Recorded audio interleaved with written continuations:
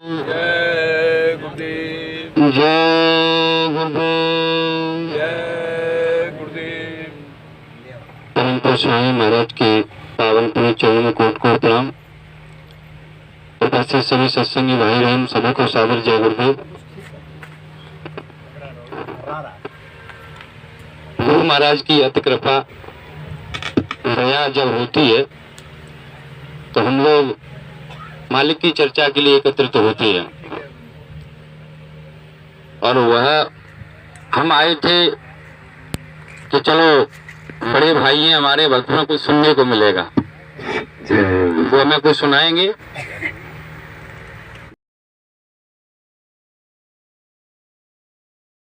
स्वामी जी महाराज ने हम सबको 60 साल तक पढ़ाया है,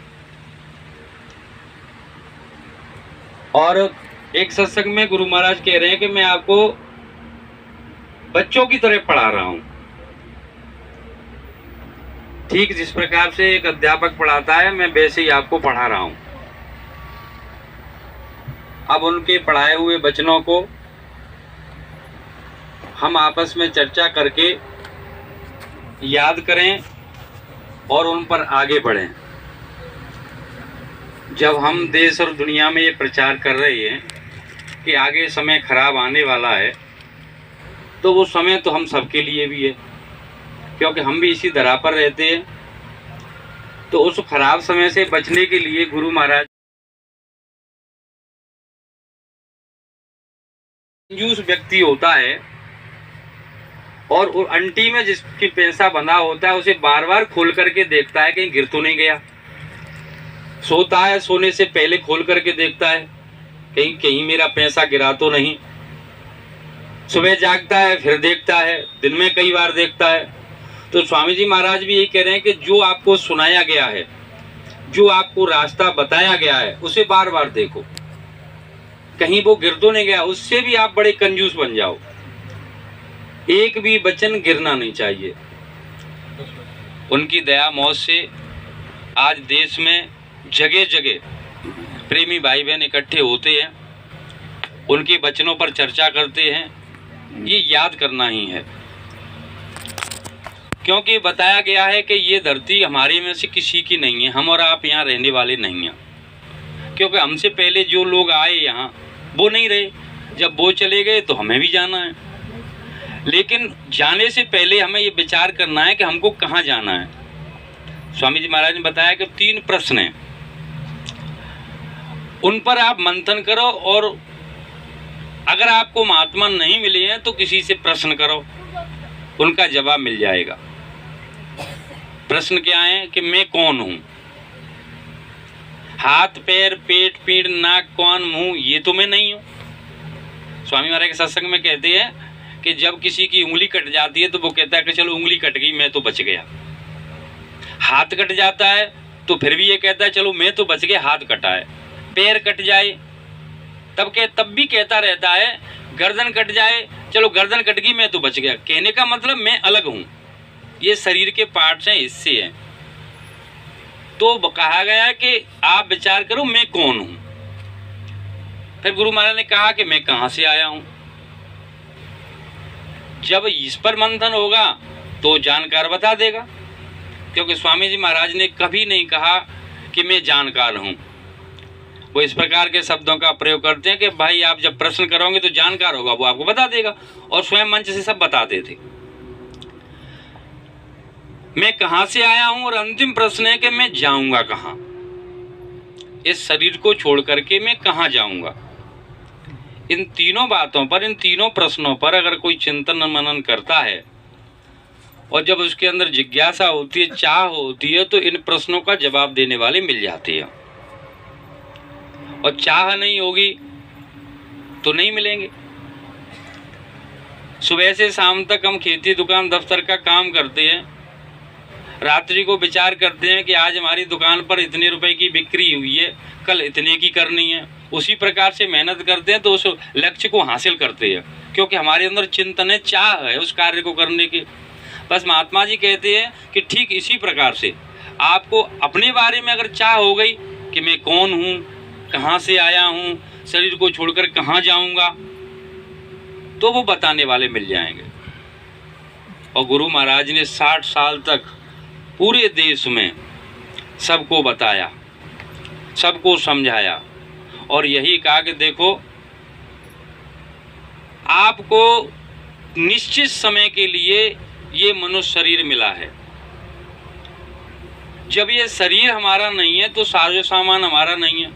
जब शरीर साथ नहीं जाएगा तो शरीर सामान कोई नहीं जाएगा। एक सत्संग में सुना रहे थे कि जिस प्रकार जन्म लेता है और जब बच्चा आता है तो कुछ लेकर नहीं आता, न समझ लेकर आता है, न पहचान लेकर आता है, न ज्ञान लेकर आता है, न कोई सामान लेकर आता है, यहाँ तक कि कपड़ा लेकर भी नहीं आता। जब जाने को होता है तो समझ रखवा ली जाती है, ज्ञान रखवा लिया जाता है, पहचान रखवा ली जाती है। और कपड़े हम सब देखते ही हैं कि मरघट तक, शमशान तक जाते हैं, वहाँ भी देखते हैं कोई कपड़ा इसके पास है तो उसे भी फाड़ दो, या तो उतार लो या पहले तो उसे फाड़ दो। कहने का मतलब है न लेकर कुछ आता है न लेकर के कुछ जाता है। तो फिर हमारे अंदर इतना भ्रम क्यों है? युधिष्ठिर से यक्ष ने पूछा प्रश्न कि आश्चर्य क्या है? तो कि महाराज आश्चर्य यही है कि सबको मरना है, मौत निश्चित है, लेकिन उसे जीव स्वीकार नहीं करता। सबके साथ जाते हैं, हम लोग भी गए हैं, बहुत से जाते रहते हैं, शमशान घाट तक जाते हैं, वहाँ चर्चा करते हैं, देखो न ये कुछ लेकर आया और न कुछ लेकर गया, भैया सबको जाना है। लेकिन जब अपनी बारी आती है स्वयं की, तो ये मन मानने के लिए तैयार नहीं है कि मैं भी मरूंगा। दूसरों के कहता अरे वो चला गया, कुछ नहीं लेकर, संसार में किसी का कोई नहीं है और कुछ लेकर नहीं आया, लेकिन अपने बारे में नहीं सोचता है कि मैं क्या लेकर जाऊंगा। यही आश्चर्य है, मन का जानना और मानना। जान रहा है कि यहाँ मेरा कुछ नहीं है, लेकिन मान नहीं रहा है। यही आश्चर्य, यही जीव को फंसाने का कारण है। गुरु महाराज ने कहा कि मौत तुम्हारा पीछा कर रही है, तुम्हारी चुटिया को पकड़ रखा है और जहाँ दाव लगेगा वहीं खींच देगा, निकाल कर बाहर कर देगा, धड़ाम से शरीर गिर जाएगा। राम नाम सत्य, सत्य बोलो गत्य कहते ले जाएंगे, शमशान में ले जाकर जला देंगे। कोई किसी के साथ नहीं गया, कोई आज तक गया नहीं तो आगे भी नहीं जाएगा, ये विधान है। हम किसी के साथ नहीं गए। तो महात्मा कहते हैं कि इस पर चिंतन मनन भी करना चाहिए। जिस प्रकार से सुबह से शाम तक काम करते हैं, शाम को खटिया में लेटते हैं, तो उस समय ये चिंतन हम नहीं कर पाते हैं, जबकि करना चाहिए कि पता नहीं मेरे पास अब कितना समय रह गया है। मेरी 50 साल की, 60 साल की, 20 साल की उम्र वो तो निकल गई, अब पता नहीं मेरे पास कितना समय है, किस समय में शरीर को खाली कर जाऊं, तो क्यों ना अपने लिए कुछ कमा लूं, अपने लिए कुछ आत्मधन कमा लूं। ये चिंतन हमको करना चाहिए। यही हमको पढ़ाया गया है, यही हमको समझाया गया है। लेकिन इस देश में, माया के इस देश में, स्वामी महाराज ने तभी तो कहा है कि देखो, या तो हाथ तुम पकड़ लो मेरा, या पकड़ा दो। अगर आपको सुविधा है कि मैं पकड़ लूँगा फिर नहीं छोड़ूंगा तो पकड़ लो, और अगर आपको ये लगता है कि ये देश माया का है और कहीं मैं बहक जाऊंगा तो हाथ छूट जाएगा, तो फिर अपना पकड़ा दो। तो वो महात्मा कभी नहीं छोड़ेंगे। अब विचार करने की बात है कि गुरु महाराज कह रहे हैं कि हाथ पकड़ा दो, तो कैसे पकड़ाएं हाथ अपना? कैसे कहें कि स्वामी जी महाराज हमारा हाथ पकड़ लो, हमें पता लग जाए कि हाथ पकड़ लिया तो आश्वस्त हो जाएंगे कि गुरु महाराज ने हमारा हाथ पकड़ लिया है। अभी एक पत्रिका में निकला है कि नामदान लेना, नामदान मिल गया सौभाग्य है, लेकिन काम हो गया ये कोई बात नहीं है। उस नामदान को लेकर के हाथ कैसे पकड़ाना है? हाथ पकड़ना चाहिए। तो गुरु महाराज से प्रार्थना करके घाट पर बैठ करके जब हम याद करेंगे और उधर से शब्द आ रहा है, जैसे ही हम शब्द से जुड़ेंगे हाथ पकड़ना हो गया। ऐसे नहीं है कि यहाँ हाथ गुरु महाराज को, हाथ गुरु महाराज हाथ पकड़े पकड़े हमको कहाँ तक खींचे चलेंगे, और भी तो काम है। वहाँ पकड़ने वाली बात है, वहाँ एक बार पकड़ लिया फिर नहीं छोड़ते हैं वो। क्योंकि स्वामी महाराज ने कहा है कि मैं घाट पर काम करता हूँ, वहाँ मेरी बैठक है, वहाँ तक आपको आना है, और इसीलिए कहा है कि थोड़ा तुम करो और थोड़ा मैं करूं और थोड़ी मालिक की दया हो जाए, काम बन जाएगा। तो हमें घाट तक पहुंचना है, और ये जब होगा जब हमारा चिंतन होगा, शाम को बैठ करके विचार होगा कि हमारे पास वक्त नहीं है, हमारे पास समय नहीं है, जैसे अभी यूक्रेन में युद्ध हुआ था, 1 साल हो गया, युद्ध शुरू हुआ तो वहाँ पर जितने अपने देश के बच्चे बच्चियाँ पढ़ रहे थे एकदम से सोचने लगे हमें अपने घर जाना है। प्रधानमंत्री से प्रार्थना कर रहे हैं कि हमको कैसे भी यहाँ से निकालिए। यहाँ से हवाई जहाज गए, व्यवस्थाएं की गई और वो वहाँ से इस प्रकार भागे कि मौत इनका पीछा कर रही है, यहाँ पर इनका कुछ नहीं है। जब वहाँ गए क्यों थे? पढ़ लिख कर अपना भौतिक जीवन बनाने के लिए, लेकिन भागने लगे। तो गुरु महाराज ने कहा कि यहाँ से भी आपको भागना पड़ेगा। जब आपको लगेगा कि अब मौत मेरा पीछा कर रही है, मुझे कभी भी पकड़ सकती है, तो फिर भागो और भाग करके उस शब्द को पकड़ लो, वो अपने घर पहुंचा देगा। लेकिन ये मन मानता नहीं है, जान तो रहा है खराब समय आने वाला है। अभी 2 मौसम निकले हैं, बाजरे की फसल थी तब भी बाजरे की फसल पर वर्षा हुई, कितनी फसल बर्बाद हो गई। अब ये गेहूं की फसल आई, इस पर भी प्रकोप छाया हुआ है और इतने समय से कह रहे हैं कि आगे वक्त खराब आने वाला है, खराब आने वाला है। तो हम सबकी वाणियों को भी इनको पूरा करना है। इन्होंने कहा भी है, इनकी भी वाणी है और इन्हीं के हम हैं। जब गली गली हम चिल्ला रहे हैं और ऐसा होने वाला है, अगर ये लंबा ज़्यादा चलेगा तो गांव के लोग पकड़ लेंगे, कितने वर्षों से चिल्ला रहे हो, कुछ नहीं होने वाला तुम। तो वो भी गुरु महाराज को करना है, उससे हमको भी बचना है और अपनों को भी बचाना है। गुरु महाराज ने कहा कि कुल कुटुंब जन तारे। सोचा करता था मैं भी पहले कि जिस घर में एक महात्मा हो जाता है तो वो 7 पीढ़ी को तार देता है। जब हम यहाँ गए मथुरा, जब मैं पढ़ता था तब सुनता था कि 7 पीढ़ियों को तार देता है। तो महात्मा के विषय में हम लोग नहीं जानते थे इतना, जैसे कपड़ा रंग लिया और जो साधु बाबा मिलते हैं हम उन्हीं को समझते थे। गुरु महाराज ने कहा कि उनको भी प्रणाम करना है, लेकिन संत में और उनमें अंतर है, ये हमने सत्संग में समझा है। तो मैंने कहा गुरु महाराज कहते हैं कि जो करेगा उसको मिलेगा। पति करेगा पति को, पत्नी करेगी पत्नी को, बच्चा करेगा बच्चे को। लेकिन यहाँ सुनने में मिलता है कि एक परिवार में महात्मा जो 7 पीढ़ियों को पार कर देता है, ये कैसे संभव है? उसकी पुरानी पीढ़ियाँ, दादे पिता, उनके पिता वो तो न जाने कहाँ होंगे, स्वर्ग में होंगे, अच्छे कर्म किए होंगे तो, गलत किए होंगे तो नरक बैकुंठ में 84 में डोल रहे होंगे। वो कैसे पार हो सकते हैं? काफ़ी लंबे समय से ये चिंतन चल रहा था। एक दिन गुरु महाराज का सत्संग सुनने को मिल गया। गुरु महाराज कह रहे हैं उसमें कि जब महात्मा मिल जाएं और वो आपको जड़ी दे दें तो अब आप उसको कस करके लगाओ। कहने का मतलब है जितना समय बताया जाए उस पर भजन में लग जाओ, सारा इधर से अपना ध्यान हटा करके, क्योंकि एक बार तो करना है। जब एक बार करना है तो क्यों ना पहले ही कर लिया जाए, बाकी बाद में समय मिले न मिले, शरीर में कोई रोग दोख आ जाए। तो उन्होंने कहा कि जब नामदान मिल गया और जीव जब कसकर के मेहनत करता है जबरदस्त उसी में भाव से, तो उसका शब्द से कनेक्शन होता है। जैसे गोस्वामी जी महाराज के बारे में बताया था गुरु महाराज सत्संग में कि श्रावण महीना नौमी तिथि बारी, कड़का घोर सूरत बारी। सावन का महीना, नौमी तिथि, अर्धरात्रि। गोस्वामी जी महाराज भजन पर बैठे हैं, एकदम से शब्द प्रकट हुआ, इतनी तेज आवाज थी कि अगर गुरु की कृपा न होती तो मेरा मस्तक फट जाता। गोस्वामी जी महाराज ने ऐसा लिखा। स्वामी जी महाराज ने सत्संग में सुनाया। आधी रात को ऐसा हुआ, जब उन्होंने ये देखा, बाहर निकल करके देखा कि कुछ नहीं है, जैसे ही बैठते आवाज़ आती है तो समय ध्यान में आया कि ये गुरु कृपा हो रही है मुझ पर। भजन में बैठे रहे, रोज रोज सुनते रहे। एक दिन शब्द ने उनकी सूरत को खींच करके शरीर से बाहर कर दिया। अब वो देख रहे हैं शरीर ये पड़ा है, मैं अलग हो गया। स्वामी जी महाराज की मौज से हम सबको ये सुनने को मिला।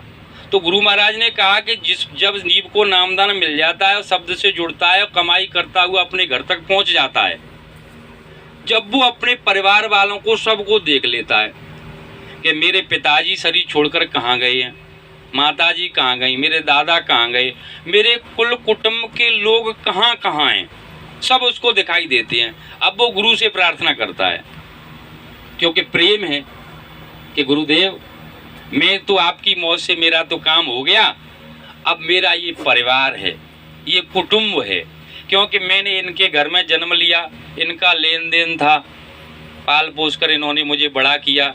अगर इनकी मौज न होती, इनकी कृपा न होती, आपकी दया न होती तो मनुष्य शरीर न मिलता। इस मनुष्य शरीर में बैठकर मैंने आज अपना काम कर लिया, अब मुझ पर दया करें, इन सबको भी पार कर दें। तो गुरु महाराज ने कहा कि उसमें भी पावर आ जाती है कि वो अपने पूरे कुटुंब को 7 पीढ़ी तक किसी भी योनि में रहें, नरक में हो, 84 में हो, कहीं भी हो, सबको खींच करके वो ले जाते हैं। और गुरु महाराज ने ये भी कहा कि बहुत लोगों ने ऐसा किया है, आप भी कर सकते हैं। तब समझ में आया कि इस प्रकार से हम अपना और अपनों का काम कर सकते हैं। स्वामी महाराज ने तो यहाँ तक कहा कि जो भी मित्र हैं, सगे संबंधी हैं, वहाँ तक जीवों को पार कर देते हैं। कितनी बड़ी खेप की खेप चली जाती हैं, सब कुछ सुनाया है। और गुरु महाराज ने ये हमें जगाने के लिए बताया कि तुम भी ऐसा कर सकते हो। पहले अपना काम कर लो, फिर अपनों का करा लो गुरु से कह करके। लेकिन हम और आप सब यहाँ बैठे हुए हैं, गुरु महाराज से नामदान लिए इतना वक्त हो गया है, हमसे कहाँ चूक हो रही है, हमसे कहाँ गलती हो रही है कि हम उस पावर को प्राप्त नहीं कर पा रहे हैं। अगर पावर हमारे अंदर आ जाती तो कुछ का कुछ हो गया होता। स्वामी जी महाराज ने कहा कि मेरी आपने एक बात नहीं पकड़ी तो भजन क्या करोगे। तो क्या 60 साल में गुरु महाराज की एक भी बात हमारी समझ में नहीं आई। इतना गुरु महाराज ने सुनाया है। 1963 का एक वाकया पत्रिका में छपा हुआ है। स्वामी जी महाराज सत्संग करके एक प्रेमी के यहाँ से जा रहे थे, फिएट गाड़ी थी, नंबर भी डला उसमें गुरु महाराज की गाड़ी का। तो उस पर गाड़ी के ऊपर सामान लदा हुआ था, 2-3 बच्चे और एक परिवार के 2 सदस्य जा रहे थे। इंस्पेक्टर ने गाड़ी रोक ली गुरु महाराज की और कहा कि आपकी गाड़ी की चेकिंग होगी, आप कौन हैं, कहाँ रहते हैं, ये गाड़ी किसकी है और कौन चला रहा था। इतने प्रश्न किए गुरु महाराज से। तो गुरु महाराज ने कहा कि मैं धर्म का प्रचार करता हूँ और मथुरा में रहता हूँ, ये गाड़ी मेरी और मैं चला रहा हूँ, तो क्या आपकी गाड़ी की चेकिंग होगी। जब गाड़ी की चेकिंग उन्होंने इस प्रकार से की कि गाड़ी की सीट बीट सब निकाल डाली और सब निकालने के बाद में कहा, गुरु महाराज ने कहा कि अब आपने चेक कर लिया, आपको कुछ मिला नहीं, अब आप मुझे लिख कर के दो कि आपने मेरी गाड़ी चेक की और आपको इसमें क्या मिला। तो इंस्पेक्टर ने लिख कर के दिया और गुरु महाराज ने उस पर जो कह रहे हैं कि मैंने फिर उस पर इंग्लिश में हस्ताक्षर किए हैं, अंग्रेजी में साइन किए। जैसे ही अंग्रेजी में साइन किए वो हक्का बक्का रह गया कि उस जमाने में 1963 की बात है, उस जमाने में इतना पढ़ा लिखा और वो भी साधु वेश में, वो तो समझ रहे थे कि कोई वैसा ही साधु होगा। तो गुरु महाराज को देखा तो स्वामी जी महाराज ने कहा है कि जब भी ऐसे वाकया होते हैं, किसी न किसी को कुछ बताने के लिए, समझाने के लिए सारी कृतियाँ चलती हैं, जीवों पर दया करने के लिए। तो कहाँ कहाँ मेहनत की गुरु महाराज ने, कहाँ कहाँ गए।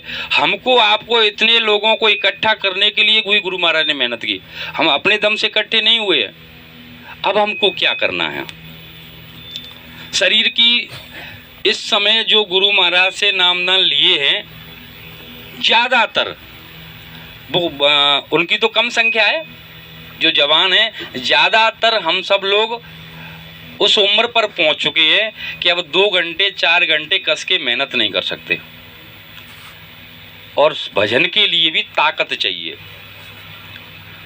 यहाँ पर एक माट साहब बैठे हुए हैं, धौलपुर में एक साधना शिविर लगा था, उसमें थोड़ा कड़क नियम बना दिया था 4 घंटे का। तो सुनने में मिला था कि ये धौलपुर वाले मार कर छोड़ेंगे, नहीं हम भी कोशिश करें सीख जाएं। 24 घंटे, वैसे हम 6 घंटे बैठे रहेंगे, दिन भर 6 घंटे 10 घंटे पूरा दिन ही काटते हैं, लेकिन भजन के नाम पर हम लोग 4 घंटे नहीं बैठ। ये हमारी शरीर की हालत हो गई है। इससे आगे और कमज़ोर होगा, इससे आगे उससे आगे और कमज़ोर होगा, तो हमारा क्या होगा। हम किसी अवस्था की तरफ बढ़ रहे हैं, तो क्यों ना इस काम को कर लिया जाए। गुरु महाराज की कृपा से अब आश्रम भी तैयार हो गया,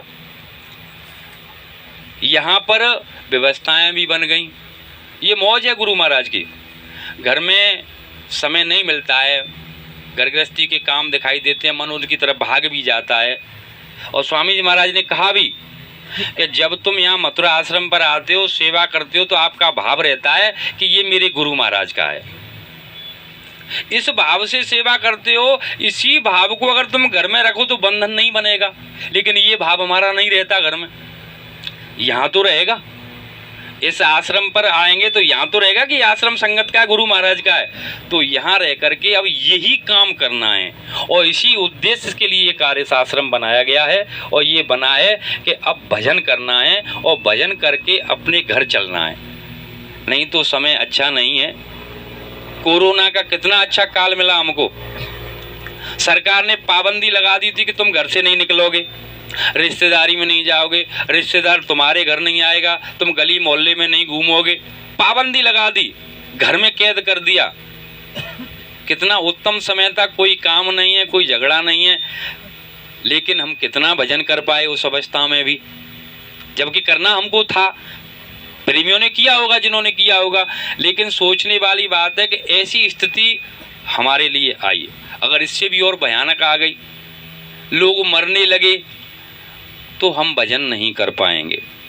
हम अपने घर में खूब बढ़िया स्वतंत्र बैठे हुए हैं, अच्छा खाना है, लेकिन पड़ोस में हमारे में कोई दुखी है, रो रहा है, चिल्ला रहा है, तो खाना नहीं खा सकते।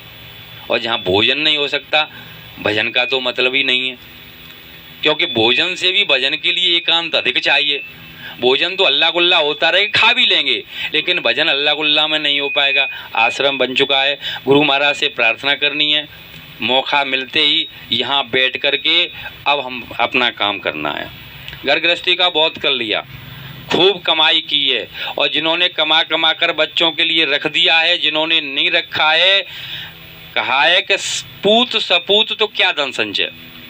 अगर पुत्र हमारा सुपुत्र है तो पैसा इकट्ठा करने की जरूरत नहीं, वो अपना पेट भर लेगा। और अगर पुत्र कुपुत्र है, पूत कपूत तो क्या धन संचय। अगर हमारा पुत्र कुपुत्र है, अच्छा नहीं है, तो पैसा इकट्ठा करने से क्या बर्बाद कर देगा। दोनों ही स्थितियों में पैसा इकट्ठा करने की बात नहीं कही गई है। और ये भी कहा है कि जिस प्रकार से घर में पैसा और नदी में पानी, वो नाव में पानी अगर बढ़ने लग जाता है, और अगर तुमने उसको अपने दोनों हाथों से बाहर नहीं फेंका, तो आपको डुबो देगा, चाहे पैसा हो चाहे नाव का पानी हो। हमने सब कुछ सुना है, गुरु महाराज से सीखा है, समझा है, अब उस पर चिंतन करके, चर्चा करके अपने मन को समझाना है। दुनिया को तो हम प्रार्थना बोलते हैं, और जगह जगह पुराने संतों की लेख आते हैं। मीराबाई का आता है, मीराबाई अपनी आनंद में मग्न होकर के भजन गाया करती थी। वो किसको सुनाती थी? जमाने को नहीं सुनाती थी, वो अपने आप को सुनाती थी, अपने प्रभु को सुनाती थी। यही होता है प्रार्थना में, भजन में। हम लोग भजन कहते थे, प्रार्थना चेतावनियाँ होती हैं वो, लेकिन जैसी जिसकी भावना जो मानता है। लेकिन जो भी हम गाते हैं, हम दूसरों को सुनाने के भाव से गा रहे हैं कि लोगों को अच्छा लगेगा, तो अपने को कोई फायदा नहीं होगा। जब हम इस चीज को अपने मन को सुनाएंगे तो काम करेगा। अपने लिए सुनाएंगे, और जिस दिन हम अपने लिए सुनाने लग जाएंगे तो भाव ऐसा बन जाएगा कि सुनने वाला रास्ते में खड़ा हो जाएगा कि कितने विरह से कोई गा रहा है, कितने भाव के साथ कोई गा रहा है। और यही हुआ पहले जो भी सुनाया गया है। तो अब हमें अपने मन को सुनाना है, मन को ये बताना है कि देख, जिस प्रकार से एक लकड़हारे ने राजा से दोस्ती करके चंदन का जंगल अपने नाम करवा लिया, और धीरे धीरे करके चंदन के सारे पेड़ काट डाले। एक दिन राजा ने कहा कि हमने अपने मित्र को चंदन का जंगल दिया है, चलो उसके पास चलते हैं। वहां जाकर के देखा तो पूरा जंगल कटा हुआ पड़ा है, एक पेड़ है। उस एक पेड़ के नीचे एक परिवार बैठा हुआ है, लकड़हारा वृद्ध हो चुका है। राजा ने जाकर उस लकड़हारे से पूछा कि मित्र, हमने तुमको चंदन का जंगल दिया था, हम सोच रहे थे कि तुम तो अब माला माल हो गए होंगे, हमसे भी ज़्यादा धनी मानी हो गए होंगे, लेकिन तुम तो इस पेड़ के नीचे टूटी झोंपड़ी में आज भी वहीं हो। इस जंगल का क्या किया तुमने? कि महाराज जो पहले करता था वो अब किया। कि पहले क्या करता था कि लकड़ी काटना और कोयले बनाना और बाजार में बेच देना। पहले करता था, चंदन का जंगल मिल गया, फिर भी वही काम किया मैंने। तो राजा समझ गया कि इसने इस लकड़ी का मोल नहीं जाना। एक हाथ की लकड़ी काट करके उसके हाथ में थमाई, लकड़हारे को पकड़ाई और कि जा बाजार में बेच करके आ। लकड़हारा सोचने लगा कि मैं तो एक पेड़ 2 दिन में गला देता था, अब इतनी एक हाथ की लकड़ी को कौन खरीदेगा। लेकिन राजा का आदेश है। सोचता जा रहा है कि बड़े लोगों से न दुश्मनी अच्छी है न दोस्ती अच्छी है, अब कौन खरीदेगा लकड़ी को। भारी कदमों से बाजार की तरफ लकड़हारा बढ़ता हुआ जा रहा है। जैसे ही बाजार में प्रवेश करता है, चंदन की लकड़ी खुशबू दे रही है। एक दुकानदार की नज़र पड़ी, अरे कि चंदन का जंग लकड़ी इसके हाथ में, चंदन की हाथ से इशारा किया, बुलाया कि भैया ये तेरे हाथ में लकड़ी है, इसको बेचेगा? कि हाँ भैया बेचूंगा।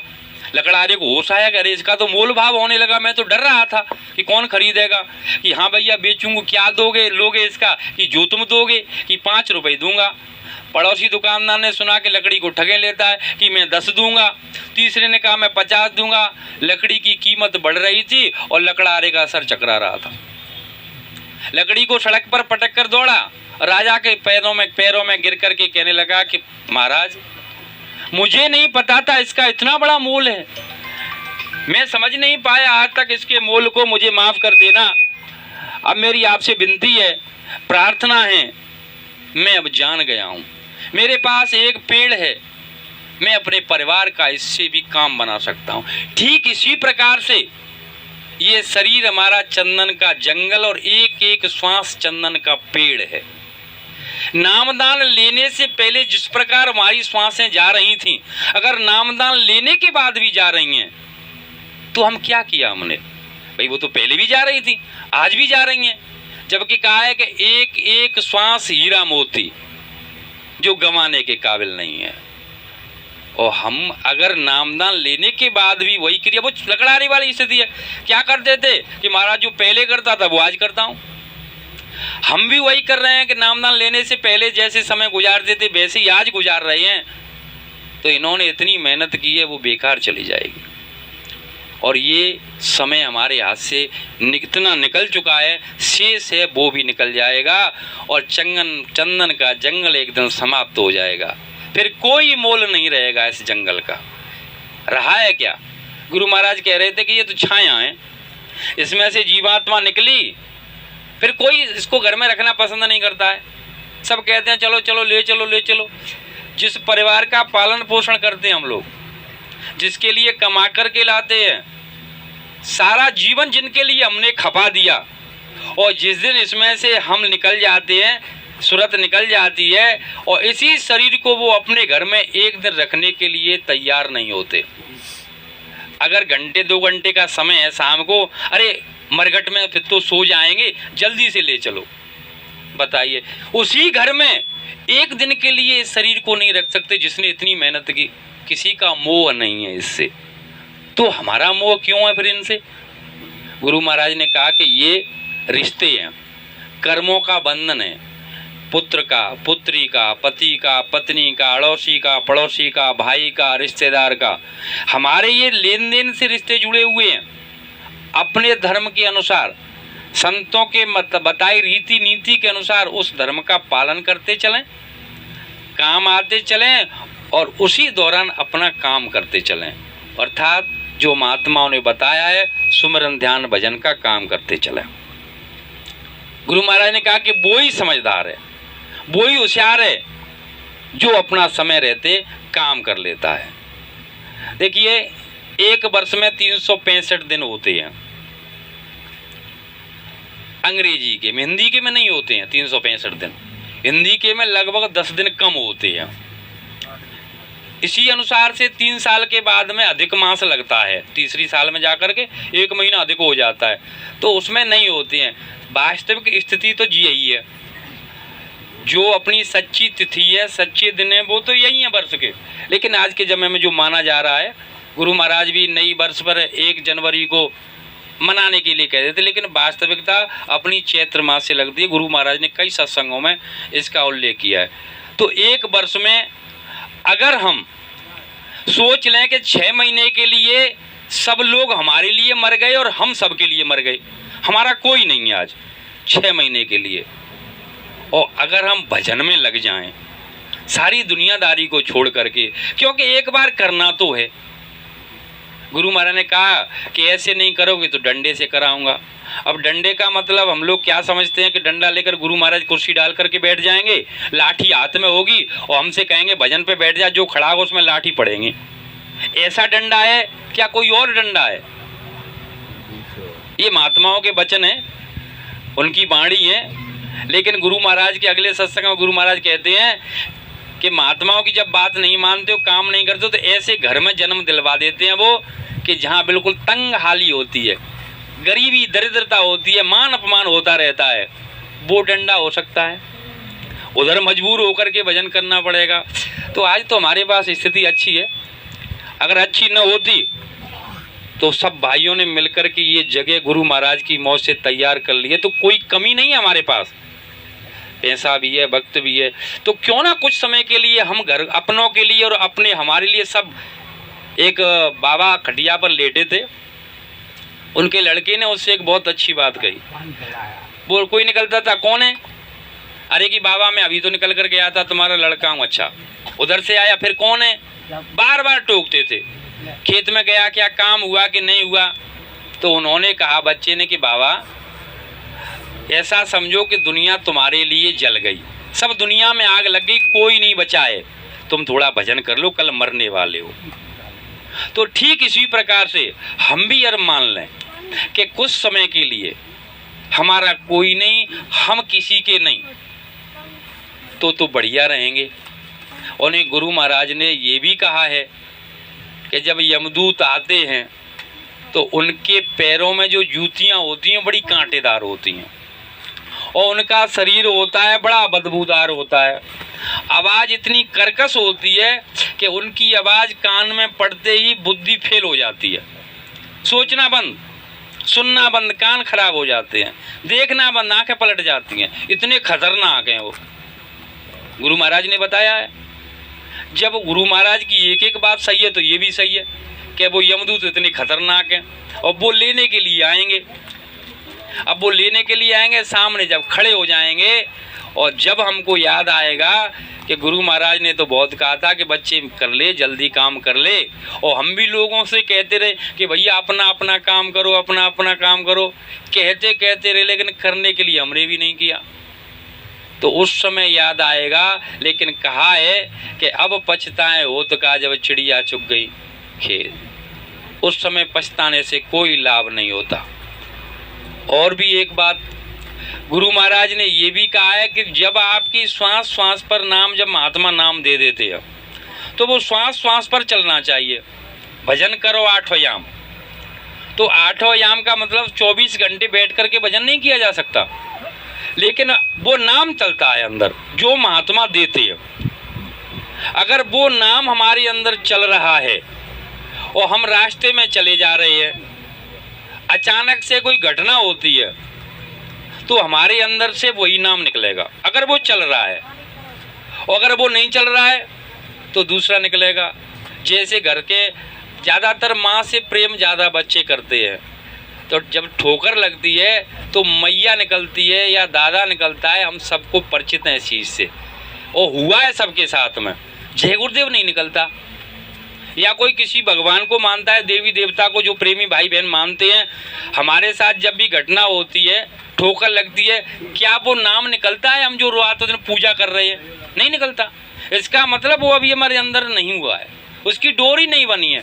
और गुरु महाराज ने ये कहा है कि जब आप पर भारी संकट आए, जब आपकी कोई मदद नहीं करे, तो जय गुरुदेव अंदर अंदर बोलना, तो मैं मिलूंगा, और अगर जय गुरुदेव नहीं बोलोगे तो मैं नहीं मिलूंगा। आपने सुना होगा, मेरे पास गुरु महाराज का सत्संग ये मोबाइल में पड़ा हुआ है।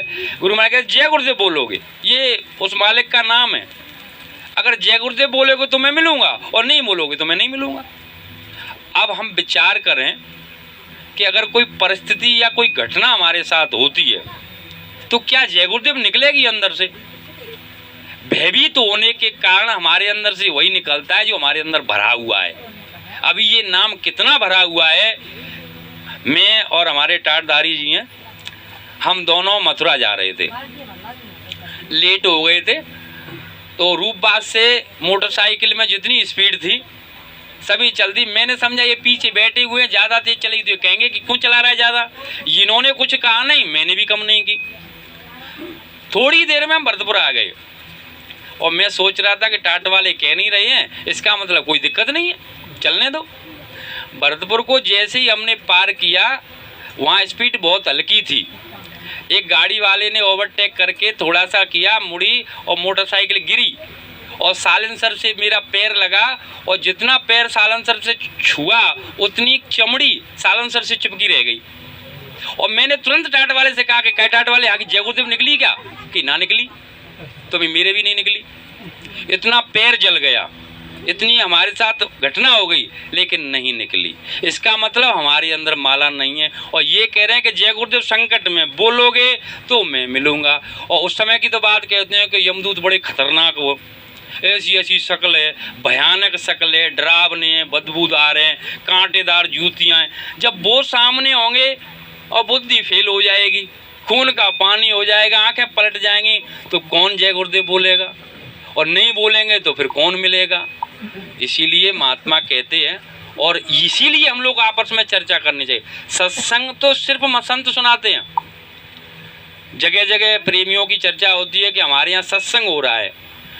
अगर ये सत्संग नाम साबित करना है तो हमको 5 मिनट ही सही गुरु महाराज का सत्संग चला लेना चाहिए, तो वो सत्संग हो गया। हमारे आपस में तो हम गुरु चर्चा, गुरु वचनों पर मंथन, गुरु संदेश यही कह सकते हैं, सत्संग नहीं कह सकते। सत्संग संतों के द्वारा दिया जाता है।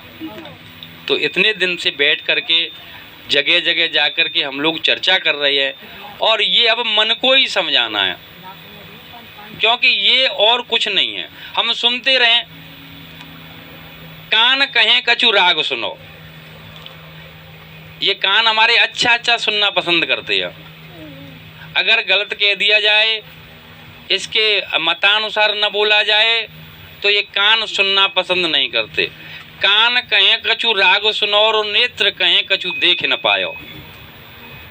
जब से जन्म लिया है होश संभाला, ये कान सुनते चले आ रहे हैं, लेकिन थके नहीं आज तक। ये वृद्ध हो जाते हैं, कम सुनाई देता है, कान पकड़ लेते हैं, कहते हाँ क्या कहा, इस प्रकार से कान लगाते हैं, क्या कोई शब्द छूटने नहीं पाए। ये कान कभी थकते नहीं हैं। नेत्र कहें कछु देख न पायो। आंखें पूरे जीवन देखा संसार, अच्छा देखा, बुरा देखा, घर में शादी विवाह देखा, मौत को भी देखा, रोते लोगों को देखा, लेकिन फिर भी कहते हैं कि भैया डॉक्टर कौन सा बढ़िया है यार, कम दिखाई देता है आंख से। अरे अब क्या करोगे देख करके, इतना देख करके तुमने कर क्या लिया। लेकिन फिर भी ये नहीं थकती हैं। तभी तो कहते हैं कि कान कहें कछु राग सुनो और नेत्र कहें कछु देख न पायो, और जी नाक सुगंधी को भूली फिरे। इसको अच्छा अच्छा सूंघने चाहिए। अगर बदबूदार हो तुरंत हाथ से बंद कर लेगी। 1 सेकंड भी ये खुली नहीं रह सकती। हाथ को आदेश मिलेगा कि बंद करो, बदबू आ रही है, ये सुनना पसंद नहीं करती। नाक सुगंधी को भूली फिरे, या त्वचा को कोमल सेज लगाओ। बिस्तर लगा हुआ है, अच्छा नहीं है, अरे आज तो पता नहीं नींद नहीं आएगी, ये खटिया अच्छी नहीं है, इस पर बढ़िया सा बिस्तर, अच्छा अच्छा बिस्तर चाहिए। और अब तो ऐसे ऐसे गद्दे चल रहे हैं बड़े बड़े, कितने का है, 5000 रुपये का नहीं, 8000 वाला बढ़िया है। त्वचा को कोमल सेज लगायो और रसना रस व्यंजन प्रेम करे, और जीव को अच्छा अच्छा खाने को चाहिए। जी ऐसो प्रपंच को जाल बिछायो, और जब 5 तत्व के जाल में फंस के, जी 5 के चक्कर में फंस के, प्याज के संग में मूल भी गमायो। सब कुछ हमारा चला गया, और इनकी तृप्ति नहीं हुई, आज तक नहीं हुई। और हम देख रहे हैं, वृद्ध व्यक्ति है, खटिया में पड़ा है, न चल सकता है, न फिर सकता है, न बोल सकता है, न कुछ कार्य कर सकता है। और उनकी ये सारी इंद्रियों से पूछ लीजिए, बाबा कुछ खाने को चाहिए क्या, मीठा बनाया कुछ, खराब वो भी नहीं खाएगा। जबकि पूरा जीवन खाया, ये नहीं कहेगा कि मैंने बहुत खाया बेटा अब नहीं चाहिए। ये स्थिति है हमारी। तो अब हमें ये सोचना है कि ये हालत हमारी भी होगी, ये कभी थकेंगे नहीं, वृद्ध हो जाएंगे, तो क्यों ना अपना काम कर लिया जाए। सोच लिया जाए कि कुछ समय के लिए हमारे घर वाले कोई नहीं है दुनिया में और हम किसी के नहीं हैं, तब ये मन रुक सकता है। और गुरु महाराज ने कहा ये सब अपने मन को सुनाओ, मन को समझाओ। एक सत्संग भी सुनाया गुरु महाराज ने इसके ऊपर, आपने सुना होगा कि जब सत्संग सुन सुन करके अंदर ये ख्याल आता है, विचार आता है कि ये बातें तो सही हैं, अच्छी बातें हैं, गुरु महाराज का संदेश अच्छा है, स्वामी जी महाराज ने सुनाया है, एक दिन ये शरीर छूट जाएगा, हम कुछ लेकर नहीं जाएंगे तो भजन कर लिया जाए। आज हम ज़्यादा भजन करेंगे, लेकिन शाम को एक दिन 2 दिन करेंगे, फिर अगले दिन चलो आज नहीं है तो कल कर लेंगे, ऐसा मन में भाव आ जाता है। तो गुरु महाराज ने कहा कि ये मन का खेल है, मन को रोज रोज समझाओ, मन से बैठ करके बातें करो, क्या करो। तो गुरु महाराज ने एक पूरा सत्संग सुनाया कि सूरत मन से कहती है कि मैं ते मन रे मान वचन एक मेरा, हे मन तू मेरी एक बात मान ले, आज तक तूने जो कहा सो मैंने माना, लेकिन आज तू मेरी एक बात मान ले, मन रे मान वचन एक मेरा, मैं तेरी दासी जन्म जन्म की, तू हुआ स्वामी मेरा। मैं तेरी हर जन्म में दासी रही, किसी भी योनि में तू गया, तूने कहा मैंने माना, लेकिन अब की बार एक बात मेरी मान ले। फिर उसको बताती हो तू कैसा है, तू तो बहुत बड़ा है। कितना बड़ा है कि 3 लोक का नाथ कहावे और 3 देव तेरा चेहरा, तू तीनों लोगों का ऊपर तेरा राज्य चलता है। तीनों देवता ब्रह्मा विष्णु महादेव तेरे बच्चे हैं, चेले हैं, तू इतना बड़ा है और तेरा हुक्म कोई नहीं टाल सकता। कोई ज्ञानी हो, जपी हो, तपी हो, सन्यासी हो, योगी हो, कोई तेरे हुक्म को नहीं छोड़ सकता। तू कह देगा वो सबको मानना पड़ेगा, तू इतना बड़ा है। और आज तेरी भी पिटाई हो रही है, मेरी भी पिटाई हो रही है, ना तुझे कहीं आराम है ना मुझे कहीं आराम है। कितनी योनियों में गए हम लोग, कहाँ कहाँ भ्रमण नहीं किया हमने, हर जगह तकलीफ और दुख के अलावा कुछ नहीं मिला। इसलिए मेरी प्रार्थना है कि मन रे मान वचन एक मेरा, ये मन तू अब की बार एक बात में ही मान ले। और कहते भी हैं वैसे भी कि हम तुम्हारी सारी बातें मानते हैं, घर गृहस्थी में भी होता है। तो एक बात तुम हमारी मान सकते हो और वो सामने वाला मान भी लेता है। जब हम किसी की 10 बात मानेंगे तो एक बात तुम्हारी मानेगा। जब बार बार मन को ये समझाती है, फिर उसको बताती है कि तू कितना बड़ा है, कितना तेरा ओहदा है, और हम यहाँ दोनों पराए देश में आकर के पिट रहे हैं, न तुझे चैन है न मुझे चैन है। अब तू मेरी एक बात मान ले। क्या मान ले? कि तू मेरा साथ दे दे, मेरा साथ दे दे। मैंने सतगुरु से सुना है कि मन को तू साथ ले ले, मन को मना ले तो ऊपर से अमृत आ रहा है, उसे दोनों पकड़ लेंगे। तू भी पीना, मैं भी पीऊंगी, तू अपने घर चला जाना, मैं अपने घर चली जाऊंगी। जब मन को वो बहुत, गुरु महाराज ने बहुत बड़ा सत्संग सुनाया, आपने सुना होगा। जब वो मन को कई प्रकार से समझाती, तू मेरा दोस्त है, मित्र है, सखा है, स्वामी है, तू अब की बात मेरी मान ले, तो मन राजी हो जाता है, कहता है कि तू बात तो ठीक कह रही है, तेरा कहने में कोई कमी नहीं है, सही है। जो कुछ भी कमा करके लाता हूँ, अच्छा बुरा, वो मैं ही लाता हूँ, तेरे ऊपर लाद देता हूँ। इंद्रियों के दरवाजे पर बैठ कर के मैं भ्रमण करता हूँ, भोगों में गिरता रहता हूँ और गंदगी लाकर तेरे ऊपर लादता रहता हूँ। भीतर घुस जा। लेकिन अब तू कह रही है ना कि मेरा एक वचन माले, मेरा साथ दे दे, तो मैं अब तेरा साथ नहीं दे सकता। मन ने मना कर दिया सूरत से कि मैं तेरा साथ नहीं दे सकता। उसने कहा क्यों नहीं दे सकता? कि मैं कमजोर हो गया हूँ। पहले भंडारे में व्यवस्था करते हुए हमारे भंडारी जी आटे को गूंथते हुए भोजन प्रसादी बनने की तैयारी।